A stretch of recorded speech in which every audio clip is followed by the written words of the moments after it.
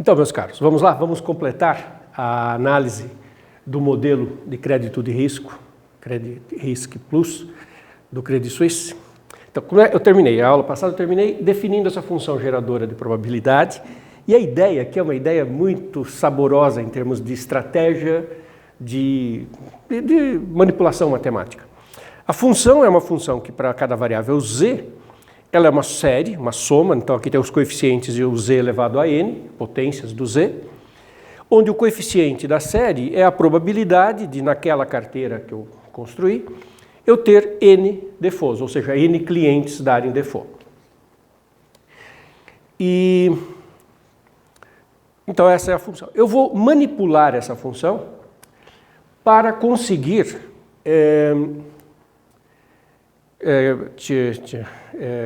fazer uma outra forma de escrevê-la, de modo que a hora que eu olhar para a série, eu vou olhar o coeficiente do z a n, só que eu vou escrever de uma outra maneira a função.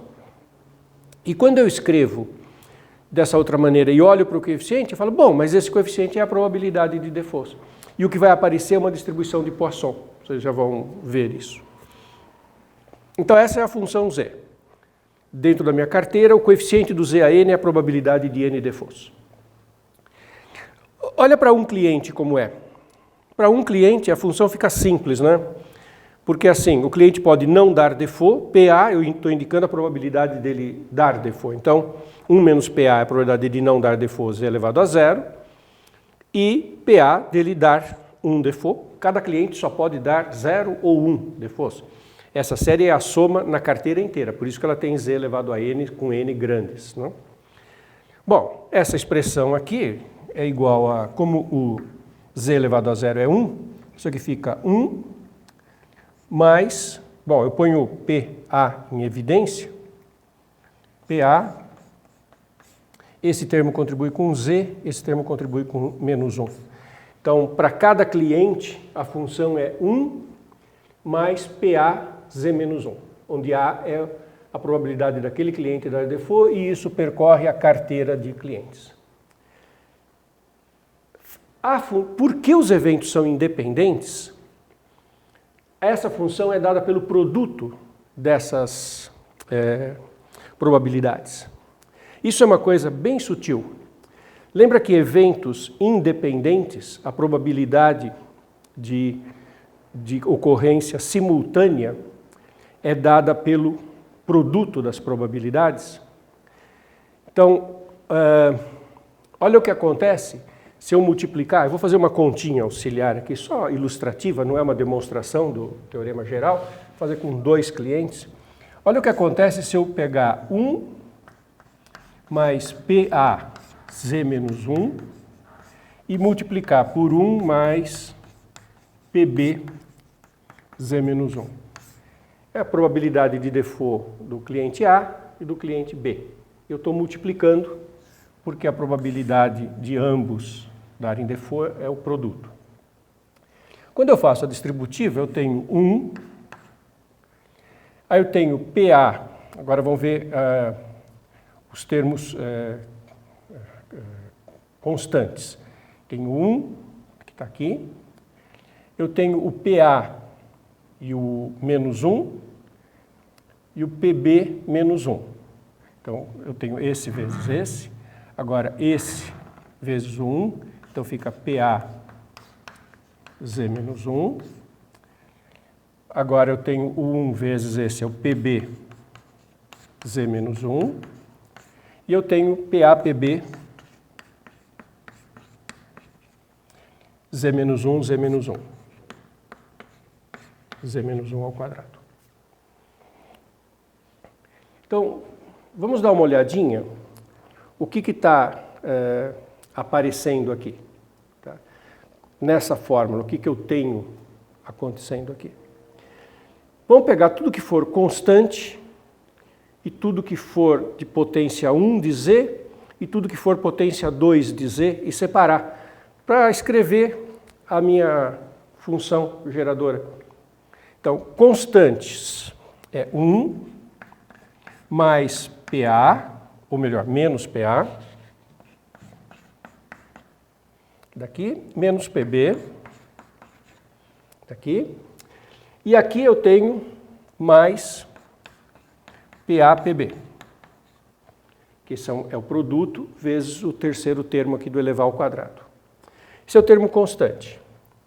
O que eu tenho multiplicando Z? Eu tenho PA, eu tenho PB, e eu tenho aqui o que vem do duplo produto, menos o duplo produto, menos 2 PA/PB. Esse multiplica Z.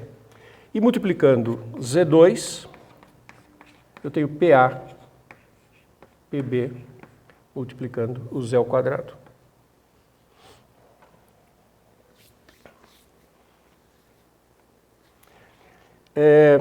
Esse termo aqui,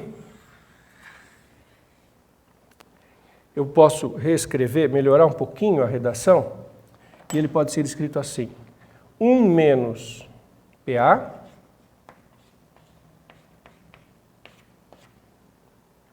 esses dois primeiros, põe o PB em evidência aqui, fica PB, e aqui PA menos 1.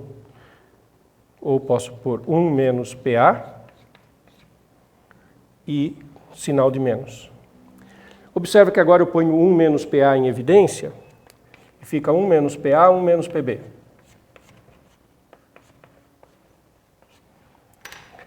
Mas olha que interessante. O que é 1 menos PA? É a probabilidade do A não dar default.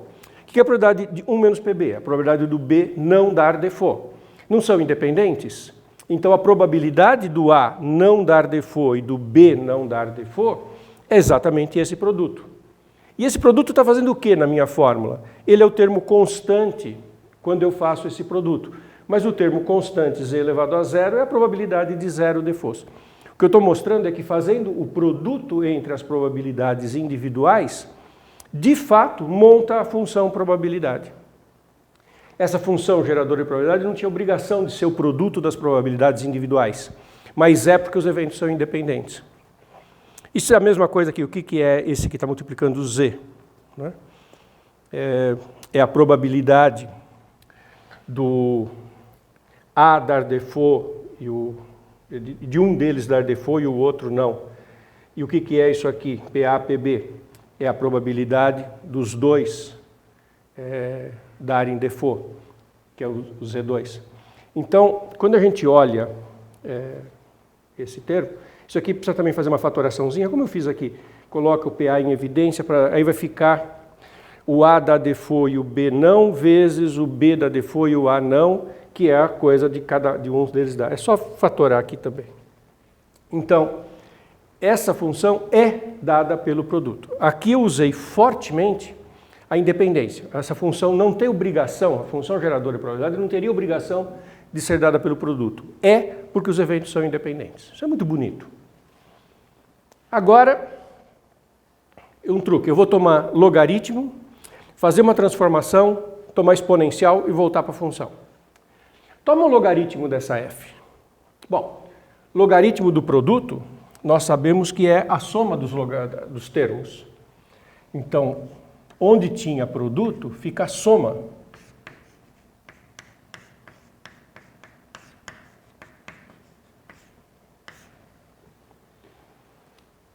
Então, o logaritmo da f é essa soma.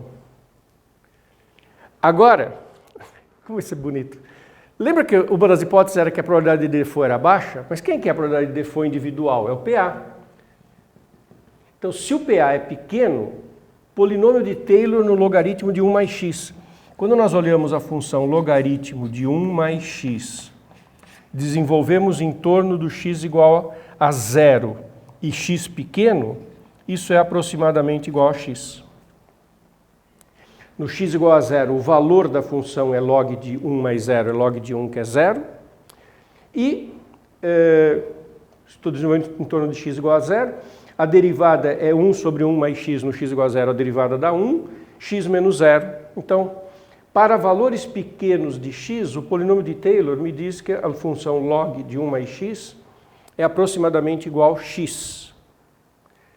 Então, onde eu tinha soma de 1 mais p de a, porque o log é aproximadamente o p de a, a F fica a soma de P de A Z menos 1.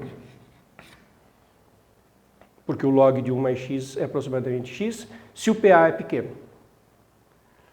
Bom, chama de μ a soma de todas as probabilidades. O que é a PA mesmo? É a probabilidade de cada um dar default. Bom, cada um só pode dar um default. Então, se eu fizer a probabilidade de o cidadão dar default versus 1, que é o 1 default dele, essa soma é o valor esperado dessa distribuição de probabilidade. Esse é o número de defaults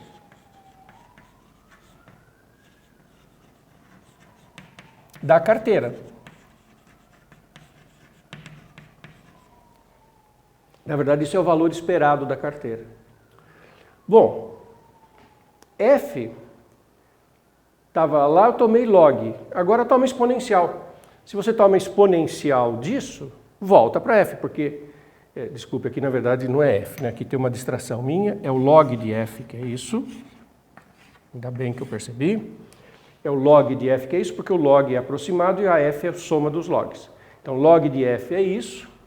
Aí, quando eu tomo a exponencial, eu vou ter E elevado a essa soma. Separa em duas partes. A soma dos PDAs é o μ. Então, fica E elevado à soma dos PDAs, E elevado a μ, mas está com sinal de menos, PA menos 1, elevado a menos μ. E o PA vezes Z, põe o Z em evidência, elevado a μ Z. Bom, mas o que é isso? Isso aqui ainda é igual a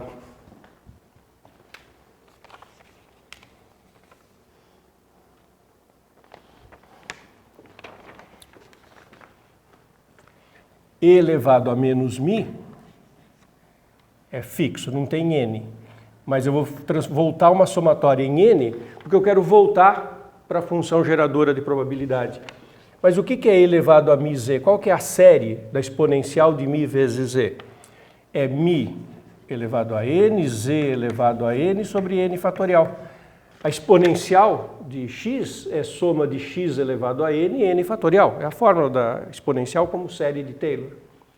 Então essa aqui é a minha função f. Essa função é a função geradora de probabilidade. O coeficiente do z elevado a n nessa função, o coeficiente do z elevado a n, é a probabilidade de n defaults. Então, a probabilidade de n defaults é e elevado a menos μ, μ elevado a n sobre n fatorial. Isso é uma distribuição de Poisson com o valor, com o parâmetro μ. Então, a gente sabe, olha que coisa, a gente, sem que essa f tenha tido uma relevância particular, eu escrevi a f, manipulei, voltei, e agora eu tenho qual é a distribuição de probabilidade de ter n defaults na minha carteira. Então, a gente já sabe, pelo modelo do Credit Risk, que probabilidade de n defaults é dado por uma Poisson. A história não acaba aqui.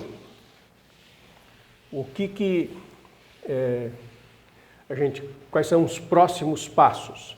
Nos próximos passos eu vou mostrar como é que se alinhava um deles.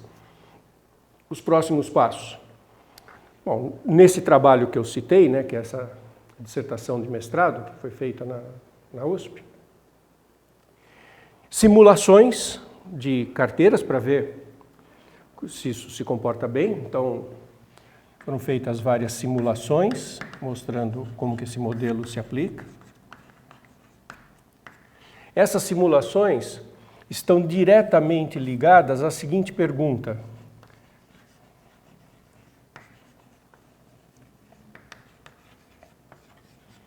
E isso tem tudo a ver com as nossas conversas que já ocorreram ao longo das aulas e que vão continuar ocorrendo sobre a adequação do modelo com a realidade. Hipótese do Credit Risk Plus era a probabilidade baixa de default. Isso foi usado quando eu usei o polinômio de Taylor. Isso fazia muito sentido quando ele foi criado na Suíça. Ele foi aplicado no Brasil. Pergunta que faz todo sentido. A probabilidade de default no Brasil é maior, será que esse modelo ainda pode ser usado? Até que ponto a gente pode esticar a probabilidade individual de default e que o modelo ainda faça sentido? Porque tem esse problema do teorema de Taylor que está sendo usado aqui. É uma pergunta muito interessante, porque ela é uma pergunta de matemática pura. Eu quero saber o intervalo da convergência da série de Taylor da função logaritmo. E é uma pergunta de modelagem matemática aplicada num problema de crédito, porque eu quero saber se a carteira se comporta como o modelo está dizendo, mesmo com PA maior. E aí foram feitas simulações com a seguinte leitura. Vamos trabalhar com PAs até meio. E qual foi a motivação? Os bancos avaliam a probabilidade de risco do cliente. Se a probabilidade de risco for maior que meio, provavelmente o banco não vai dar crédito. Imagina que a análise do cliente, isso vale para banco, para empréstimo, vale para seguros, vale para todas as coisas, né? Se a probabilidade de problemas com aquele cliente é maior do que 50%, quer dizer, é mais provável que tenha problema do que não, provavelmente o agente não vai fornecer o bem do qual nós estamos falando. Então, foram feitas simulações com esse modelo, usando PA igual a meio, até para ver o que acontecia. E o modelo se ajustou muito bem. Ele funcionou direitinho. Bom, e o terceiro passo, esse eu vou contar rapidamente para vocês, né, como que foi feito, alinhavar isso, é refinar essa análise na seguinte intenção, na seguinte visão. A gente fez uma coisa de muito sucesso aqui. Nós descobrimos qual é a probabilidade de N defaults naquela carteira. Só que isso foi uma coisa que não levou em conta o valor do default. Eu estou contando a probabilidade de 10 clientes não pagarem o empréstimo. E eu não levei em conta se esse cliente 1 é uma dívida alta ou baixa. Então nós vamos refazer uma coisa parecida com essa, criar uma outra função geradora de probabilidade, só que ao invés de colocar aqui probabilidade de N defaults, eu vou colocar probabilidade de perda financeira. Vou colocar como se fosse dinheiro aqui. Então, unidades monetárias. E fazer a mesma coisa. E aí descobrir qual é a probabilidade de N vezes uma unidade monetária. Então, vou refazer essa construção agora com uma nova função geradora de probabilidade. Então, continuando a nossa análise, o que eu vou fazer agora? Então, tentar colocar na análise o valor agora financeiro dos empréstimos. Então, a estratégia vai ser a seguinte. Cada cliente, né, da carteira, ele tem uma exposição individual, que eu vou chamar de LDA. É o quanto ele tomou de empréstimo, quanto ele está exposto e quanto que o agente financeiro está exposto a não receber com ele. PDA é a taxa de default e o lambda A é a perda esperada, tudo daquele cliente. Mas aí o que é estratégico fazer é o seguinte, criar uma unidade financeira que seja uma espécie de denominador comum para todos os clientes. De modo que assim, sei lá, se eu chamar essa unidade financeira de 10, o cliente que tomou empréstimo de 80, eu vou dizer que ele está na faixa 8, porque ele tomou a exposição dele é 8 vezes o 10, que é o denominador comum, a unidade financeira. O cliente que tomou 150 está na faixa 15, porque ele tomou 150. É claro que o valor de cada cliente pode ter uma pequena flutuação, um pode ser 80, outro 81. Se tivermos dois clientes com exposição 80 e 81, ambos estão na faixa 8. Eu vou chamar esse número mid A, um número inteiro, que é a exposição comum naquela faixa, mas medido em unidades de L, onde L é uma unidade financeira que é o denominador comum. De modo que cada indivíduo tem a exposição dele é esse denominador comum, essa unidade financeira, multiplicado por um número inteiro, que é o número inteiro da faixa dele. E os clientes são divididos em faixas. Então, a gente vai trabalhar em faixas em que os clientes são iguais em termos financeiros. E como é que a gente mede isso? Em unidades, em quantidade dessas unidades financeiras. Então, essa é a estratégia. Algumas observações simples, mas iniciais. Então, esse número medial é um número inteiro, que é a exposição comum numa certa faixa, medida em quantidade dessa unidade financeira. Vou chamar de epsilon de J a perda comum na faixa J, e μJ a taxa de default na faixa J. Então, a perda na faixa é a taxa de default vezes aquela quantidade, né? Essa aqui é a perda na faixa medida em múltiplos da unidade financeira, né? Porque isso aqui é uma probabilidade e isso aqui é um número inteiro. Então eu estou vendo naquela faixa qual é o número esperado de perdas em L. Então, e cada μJ é isso. E isso é a soma, isso é em cada faixa, mas em cada faixa é a soma da perda individual, isso é constante na faixa e é igual ao valor de cada um. Então é como se eu tivesse uma fração como denominador comum.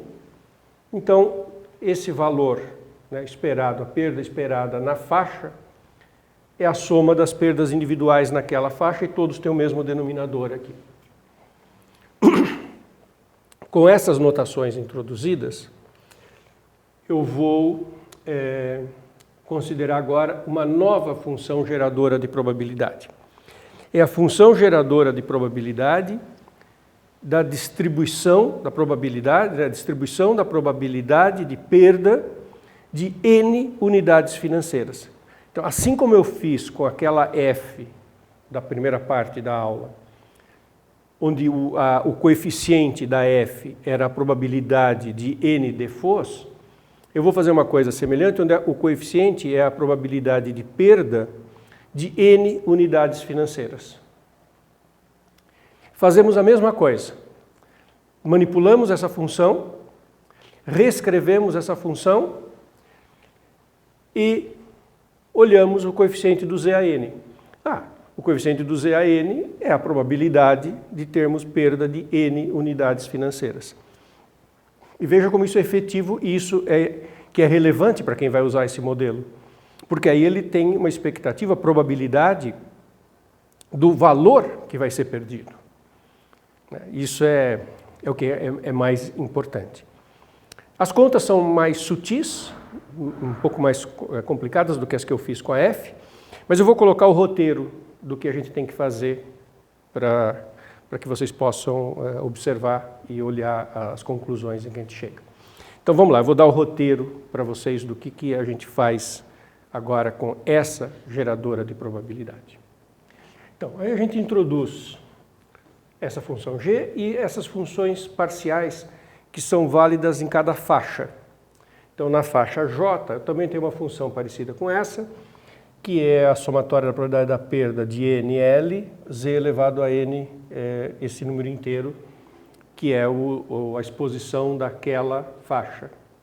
Então, na exposição daquela faixa, a gente lembra que esse número multiplicado pelo L dá a exposição daquele indivíduo, então a perda de NL está com esse coeficiente aqui, com esse expoente aqui.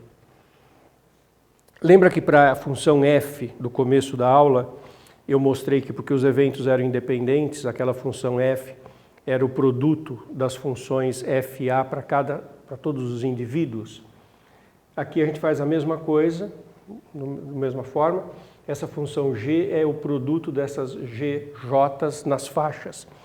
Ao invés de ser o produto das coisas em indivíduos, é nas faixas, porque nas faixas eu agreguei os indivíduos. Na verdade, eu posso pensar que cada faixa é como se fosse um grande indivíduo, né? Porque são todos os indivíduos que estão numa mesma faixa, eles têm o mesmo número de unidades financeiras expostos. Então, a faixa funciona como se fosse um cliente, porque todos eles têm com a mesma exposição. Tá? Claro, a probabilidade de default é diferente de cada indivíduo, por isso que aparece esse coeficiente, que é a soma da taxa de default da faixa e a taxa de default global, que é, onde é que está o Mi, que aparece aqui, é a soma de esse Mi é a soma de todos os MIJs, porque ele é a taxa de default global. Então, a gente faz esse produto, analisa nas faixas, assim como eu fiz com a F, em cada indivíduo eu vi como que ela se comportava, a G em cada faixa, a gente faz uma análise para chegar nessa fórmula. É usual introduzir essa função auxiliar P aqui, e a gente conclui que a G de Z é a F calculada nessa P. Então, isso são passos algébricos, que eu estou só dando o roteiro para vocês. Aí, eu quero fazer igual eu fiz no anterior. Eu preciso chegar no coeficiente do Z a N. Porque o coeficiente do Z a N é a probabilidade de perda de N unidades financeiras. Como é que eu chego no coeficiente? A história do polinômio de Taylor. Eu derivo N vezes e calculo no Z igual a zero. E bom, e o 1 fatorial que tem que cancelar. E isso me dá o que eu estou procurando. E isso é o coeficiente de Taylor.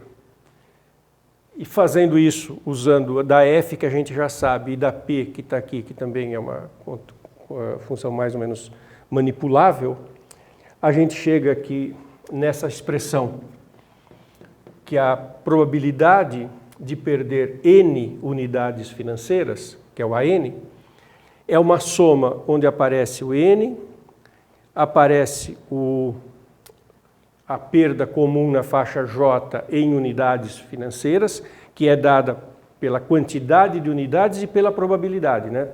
O Mi é a quantidade que cada um está exposto, e isso é a probabilidade de que cada um falhe. E a soma dos EJs é a perda total na faixa. E com as exposições todas as anteriores. Sendo que é uma lei de recorrência para a probabilidade. O A0, que é o G de zero, é dado por essa forma, que é o F de P de zero, é o primeiro termo da série de Taylor, é a função calculada em zero. E aí é só, né, isso aqui é só uma continha, é só fazer o Z igual a zero ali na fórmula. E essa é uma expressão que é dada por uma lei de recorrência, que dá a probabilidade que interessa, que é a probabilidade de N, não de N defaults, mas de default de N unidades financeiras. É possível refinar ainda mais o modelo do crédito, o Credit Plus. É possível introduzir agora a seguinte outra variável, fazer um intervalo de variação do PA, quer dizer, a probabilidade individual variar. Isso é uma coisa que, à medida que vai se refinando os modelos, né? Isso também a gente já comentou em algumas aulas e vai sempre aparecer. A gente vai refinando os modelos. Quando a gente consegue um sucesso de chegar com o modelo até um ponto, a gente tenta melhorar ainda mais. A probabilidade de default de uma pessoa ela pode variar no tempo, né? Com as condições econômicas. E o próprio banco pode saber disso. O banco tem o meu perfil. Ele sabe no que eu trabalho. Se aquele setor da economia começa a ir mal, ele pode aumentar a probabilidade de eu dar default, porque ele sabe que eu sou dependente de exportação, que eu sou dependente de petróleo, que eu sou qualquer coisa e que essa coisa está indo mal. Então é possível, né, nessa linha da inteligência artificial, né, dos algoritmos que vão refinando as análises, introduzir variação no PA. E também é possível fazer. Nessas duas aulas eu quis mostrar para vocês as ideias, abrir a porta do Credit Suisse Plus, que é um modelo super eficiente. Ele tem um sucesso muito bom, é usado com muito sucesso. Está ok?